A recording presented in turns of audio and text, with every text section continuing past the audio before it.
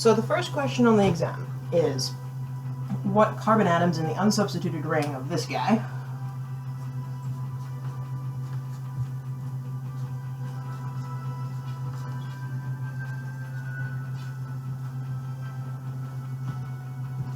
are going to be the fastest to undergo nitration? There's two ways of looking at this.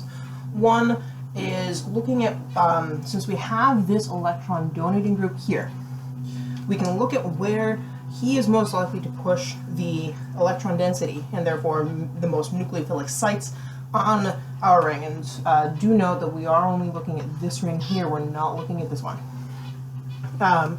So we can look at where this guy can push a negative charge into this ring, or we can take each of the 4 carbons in this ring, because obviously these two are not going to react. They're fully bonded, 4 bonded, no H's to remove, can't react there. So we can look at where each of these 4 carbons attacking an electrophile and see which one gives us the most stable carbocation. My personal favorite out of these two is to look at where the electron donating group is going to push our electron density. So let's start there.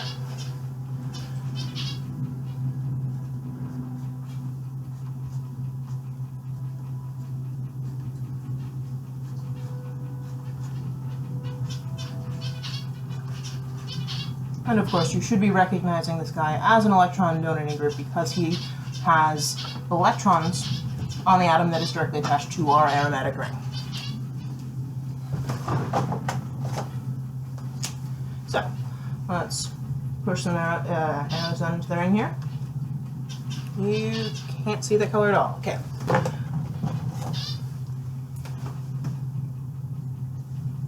Push some arrows down into the ring. And we make a bond here, which means we have to break a bond attached to this carbon. That bond is going to be our double bond here. And since what we're looking at is our relationship to this ring over here, I could bounce this here, but for the purpose of expediency, let's just push it all the way over to the ring over here.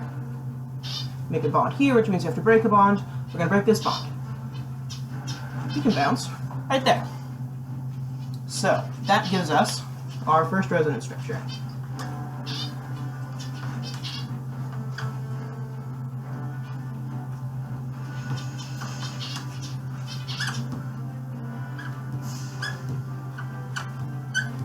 Keep track of your charges.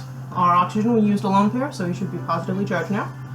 And we just pushed a lone pair right here, so he should be negatively charged. You can also look at it in that our original structure was uncharged. Our final structure, our resonance structure, should have the same net charge. Plus and minus cancel each other out. So, this shows us, with his labeling of the carbons as 5, 6, 7, and 8, that 8 is going to have a minus charge on it. Which means that 8 is going to be nucleophilic and is going to fairly rapidly undergo nitration. Where else can we push these electrons? So if we go back to up here, and we decide to not have him jump onto carbon number 8, we'll have him jump over to the next position.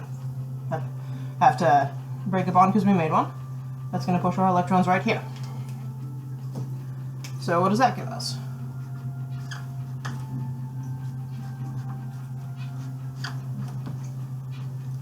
Oops.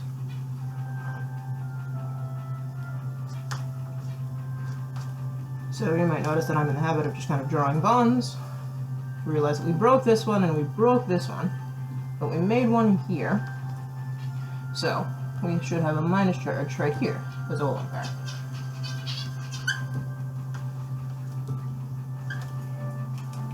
So under his naming of these carbons, we've got carbon 5, carbon 6, carbon 7, and carbon 8.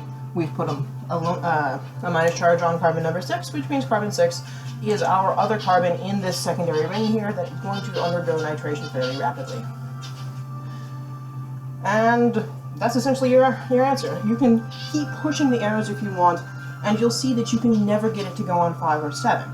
which means that 5 and 7, it's going to take a bit of hammering to try and get them to undergo nitration. Where the ring wants to undergo nitration is carbon 6 and carbon 8.